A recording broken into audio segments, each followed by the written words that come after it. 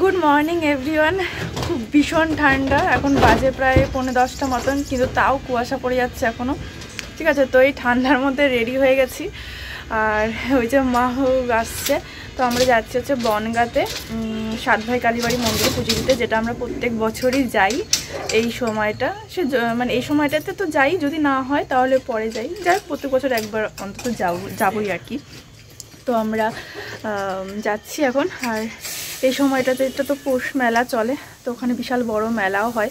সব কিছু তোমাদের সঙ্গে শেয়ার করবো, আশা করি তোমাদের ভিডিওটা দেখতে খুব ভালো লাগবে। তো চলো তোমরা দেখতে থাকো। অনেকটা লেট হয়ে গেছে, তো আমরা এখন তাড়াতাড়ি করে বেরিয়ে পড়বো, নাহলে ট্রেন পাবো না। ঠিক আছে, তো চলো। ওই যে মা আসছে আর এই যে আমি, চলো। তো ফাইনালি একটু বসতে পারলাম। 10টা 10-এ ট্রেন ঢুকবে, 9টা 51 ট্রেনটা।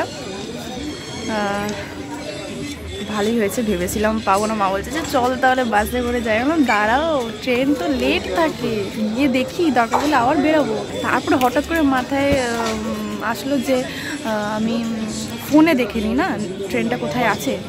তারপর টোটোতে বসে ফোনে দেখলাম ট্রেনটা কোথায় আছে, দেখলাম বারাসাত থেকে ছেড়েছে। তারপর বললাম যে ঠিক আছে, কোনো চাপ নেই, পেয়ে যাবো, 10টা 10 এখানে ঢুকবে। তো তারপরে আস্তে ধীরে সুস্থে টিকিট কেটে আসলাম। কি কুয়াশা পড়ছে এখনো, ভীষণ কুয়াশা পড়ছে। ঠিক আছে, কটা বাজে দেখো, 10টা 5। তাও এখনো কুয়াশা পড়া বন্ধ হয়নি। আর এই দেখো মায়ের শাড়িটা পরেছে। তো দেখো বনগাঁতে নেমে পড়েছি, আর শুধু আমি না, ট্রেন থেকে সবাই নেমে ওই একই দিকে যাচ্ছে। সেটা হচ্ছে আমার মনে হয় মন্দিরের উদ্দেশ্যেই যাচ্ছে। দেখো একবার ভিড়টা দেখো বাবা, সামনেও কত ভিড়, তোমাদের দেখালাম। সবাই সাত ভাই কালীবাড়ি যাচ্ছে, তার মানে বুঝতে পারছো কি ভিড় হবে বাবা জায়গায় গিয়ে। এখানে তো দেখছি আরো কুয়াশা পড়ছে, ভীষণ ঠান্ডা বাবা, পারা যাচ্ছে না। হাওয়া দিচ্ছে, আবার শুধু কুয়াশা পড়ছে তা না, হাওয়াও দিচ্ছে। তো আমরা চলে এসেছি মন্দিরে, আর মন্দিরটা দেখো কি সুন্দরভাবে ফুল দিয়ে পুরো সাজিয়েছে, ভীষণ ভালো লাগছে দেখতে। তাই তোমাদের সাথে খুব ভালোভাবে আমি শেয়ার করলাম। আর এখানে জাস্ট ভিড়টা দেখো। তো আমরা জাস্ট মন্দিরে এসে পৌঁছলাম, আর মামাকে কল করেছি, মামা আসছে। তো এখন আমরা ডালা নিইনি, মামা আসলে পরে ডালা নেব। আর মামা বলেছে যে আমাদেরকে কোনো লাইন দিতে হবে না, মামা এসে সব ব্যবস্থা করে দিচ্ছে। তো ভেতরে যখন যাবো তখন পুজোতে ব্যস্ত থাকবো, ক্যামেরা করতে পারবো না, তাই বাইরে দাঁড়িয়ে দাঁড়িয়ে তোমাদেরকে একটু ঠাকুরের মুখটা দেখে দিলাম, ভীষণ সুন্দরভাবে সাজিয়েছে। আর এদিকে তো মামা এসে সব ব্যবস্থা করে দিয়েছে, আর আমরা ডালাও নিয়ে নিয়েছি। তারপর আমরা লাইন দিইনি, আমরা সাইড দিয়ে গিয়ে মন্দিরের ভেতরে ঢুকে পুজো দিয়ে নিয়েছি। আর এই হচ্ছে পুজোর লাইন, দেখো বিশাল লাইন পড়েছে। তো আমরা পুজো দিয়ে এবার এখানে বিশাল বড় মেলা হয়।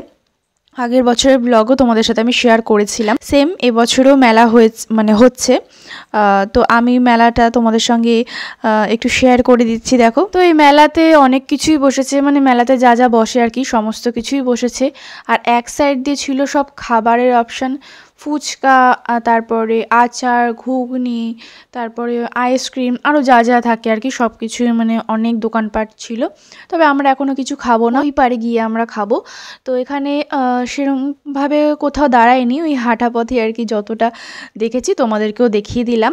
এখান থেকে আমার তেমন কিছু নেওয়ারও নেই, শুধু জাস্ট দুষ্টু মিষ্টুর জন্য দুটো পুতুল নেওয়ার আছে। তো সেই দুটো পুতুলই মা আর কি নেবে, তার জন্য ওইখানে শুধু যাব। তো এতক্ষণ ধরে যে মামা করে এসেছি প্রথম থেকে, যারা আমার পুরনো ভিউয়ার্স আছো তারা তো দেখেই চিনতে পেরে গেছো, ওই যে আমার মামা দাঁড়িয়ে আছে।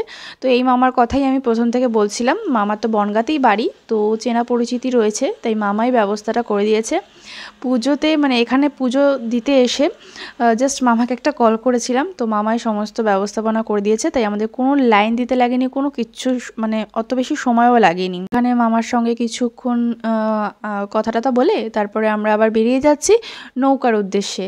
একটু নৌকা করে ওই পারে যাওয়ার ইচ্ছে আছে, মানে আমার ভালো লাগে নৌকো চড়তে। তো আর কি দেখো, যাওয়ার পথে আবার মা এখানে পুতুল দেখছে, দুষ্টু মিষ্টুর জন্য পুতুল নিয়ে নিয়েছে। তো তারপর আমরা চলে এসেছি এখানে, মানে নৌকার কাছে। তো আমরা এখানে নৌকোতে উঠে পড়বো এবার। তারপর ওই পাশে যাবো, ওই যে ব্রিজটা দেখছো, ওই ব্রিজের ওপর থেকেও যাওয়া যায়। তোমাদেরকে অনেক, মানে আগের বছরের ব্লগে তোমরা দেখতে পাবে, আমি সাত ভাই কালীবাড়ি মন্দিরের ব্লগ আমি আগেও তোমাদের সাথে শেয়ার করেছি। তো এবারে আবার করছি। তো ওই ব্রিজের ওপর থেকেও যাওয়া যায়, তবে ওইটা হচ্ছে ফেরার পথে ওই পাশ থেকে এই পাশে আসবো, কিন্তু যাওয়াটা আমরা নৌকোতে করেই যাই।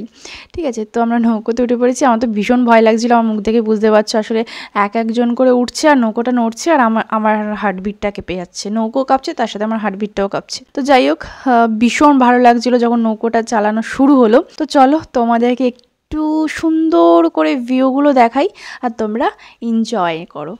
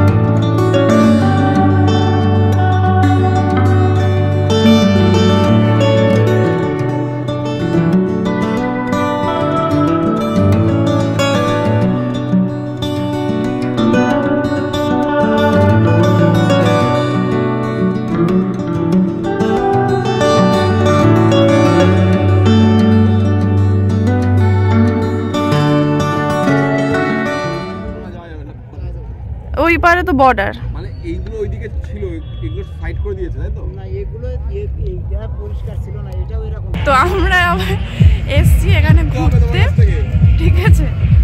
তো আমরা একটু নৌকো করে ঘুরছি, ভীষণ সুন্দর লাগছে। আমার ভয়ও লাগছে, মাঝে মধ্যে হার্টবিটটা বেড়ে যাচ্ছে।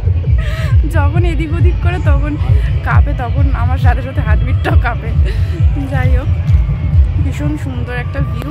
তো আমরা চলে এসেছি এই পাড়ে, আর এই পাড়েও মন্দির আছে, আর মন্দিরে পুজো হচ্ছে। তো আমরা ঠাকুর প্রণাম করে, এখানেও কিছু দোকানপাট রয়েছে, তো আমরা একটু ঘোরাঘুরি করে নিলাম। আর তারপরে ভীষণ খিদে পেয়ে গেছিলো, আর এখানে ফুচকা, ঘুগনি, আইসক্রিমের দোকান একেবারে ছড়াছড়ি। তো যাই হোক, এর মধ্যে থেকে একটা ঘুগনির দোকানে গিয়ে আমরা একটু ঘুগনি খাবো, আর তারপর এখান থেকে আমরা বেরিয়ে পড়ব। আর এবারে যাব হচ্ছে ওই যে ব্রিজটা দেখেছিলে তোমরা, ওই ব্রিজের ওপর থেকে যাব। তো ব্রিজের ওপরে মানে সিঁড়িতে উঠে ভিউটা এত ভালো লাগছিল দেখতে, তাই আমি তোমাদের সঙ্গে না শেয়ার করে আর পারলাম না। ওই পারে গিয়ে তারপর আর দাঁড়াবো না, সোজা বেরিয়ে যাব হচ্ছে মায়ের মামা বাড়িতে। ওই যে তখন মামার সাথে কথা বলছিলাম, মামা বারবার করে বলেছে যাওয়ার জন্য, এবং দিদাকেও ফোন করে বলেছে যে আমরা যাব। তো তাই জন্যে আর কি একটু যাব, দেখা করব, তারপরে আমরা বাড়ি চলে যাব। তো আমরা এখন এখান থেকে বেরিয়ে যাচ্ছি।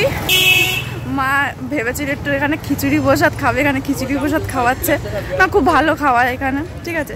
কিন্তু সময় আর হয়নি। মা আবার যাবে একটু মায়ের মামা বাড়িতে। তো ঠিক আছে, চলো তোমাদের সঙ্গে আবার পরে কথা বলছি। তো এই যে আমরা এখন মায়ের মামার বাড়িতে আছি, মানে সুজয় মামার বাড়িতে, ঠিক আছে? তো আমাদের খাওয়া দাওয়া হয়ে গেছে, আর এই হচ্ছে দিদার সঙ্গে একটু না দেখালে আমার ঠিক ব্লগটা পূর্ণ হবে না, ঠিক আছে? তো আমরা এখন বেরিয়ে যাচ্ছি, বেশ কিছুক্ষণ থাকলাম, কিন্তু আবার ট্রেনের জন্য দৌড়াচ্ছি, ঠিক আছে? আসলাম, তুমি যাবো নাকি আবার? না না, ভিডিও হচ্ছে, তুমি আসছো? আচ্ছা আচ্ছা, আসো। তো দিদার হাতে সুন্দর মাছের ঝোল দিয়ে ভাত খেলাম। তো আমার দিদা খুব সুন্দর রান্না করে। তো যাই হোক, এখন আমরা বেরিয়ে যাচ্ছি, ঠিক আছে? এখান দিয়ে, এটা কি কারোর বাড়ি? হ্যাঁ, এটা বাড়ি। ঠিক আছে, চলো এখন আমরা ট্রেন ধরবো।